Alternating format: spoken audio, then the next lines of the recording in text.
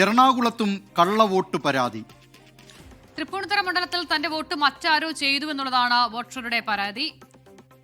Vipin C Vijayan വിവരങ്ങളുമായി Vipin C Vijayan ചേരുന്നു. Vipin C Vijayan, എന്തൊക്കെയാണ് ഈ വാർത്തയുടെ വിശദാംശങ്ങൾ?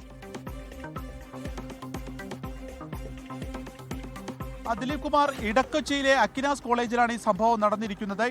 ഇടക്കൊച്ചി സ്വദേശിയായിട്ടുള്ള കുഞ്ഞുമോളാണ് പരാതിക്കാരി. അവർ വോട്ട് ചെയ്യാനായി ഈ കോളേജിലെ ബൂത്തിലേക്ക് എത്തിയ ഒരു സമയത്ത് അവരുടെ വോട്ട് മറ്റാരോ ചെയ്തിരിക്കുന്നു എന്നുള്ളതാണ് അവിടെ നിന്നും ലഭിച്ച വിവരമുള്ളത്. എന്നാൽ ഇവർ അതേക്കുറിച്ച് അറിഞ്ഞിട്ടുമില്ല.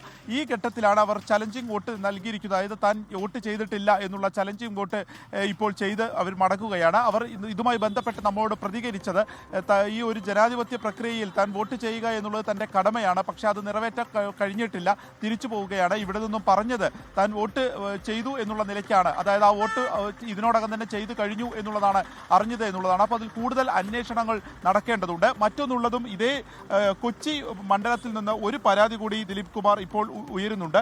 അത് ആ കള്ളവോട്ട് വരുന്നത് വെങ്കടേശ്വര സ്കൂളിലെ 152 നമ്പർ ബൂത്തിലാണ് കള്ളവോട്ട് നടന്നു എന്ന് പറയുന്നത്. ജാസ്മിൻ എന്ന യുവതിയുടെ വോട്ടാണ് മറ്റാരോ അവിടെ ചെയ്തിരിക്കുന്നത്. അപ്പോൾ ഈ രണ്ട് പരാതികളും ഇപ്പോൾ ഒരു തെരഞ്ഞെടുപ്പ് കമ്മീഷന് മുൻപിലേക്ക് എത്തുകയും അത് അന്വേഷിക്കും എന്നുള്ളത് കൂടിയാണ് ഈ ഘട്ടത്തിൽ നമുക്ക് മനസ്സിലാക്കാൻ കഴിയുന്നത്. ഇങ്ങനെ രണ്ട് പരാതി കൊച്ചി മണ്ഡലത്തിലും തൃപ്പൂണിത്തുറ മണ്ഡലത്തിലുമായി ഉയർന്നു വന്നിട്ടുണ്ട്. ദിലീപ് കുമാർ. എറണാകുളത്തും കള്ളവോട്ട് പരാതി. വിവരങ്ങൾ നൽകിയത് കൊച്ചിയിൽ നിന്ന് വിപിൻ സി വിജയൻ.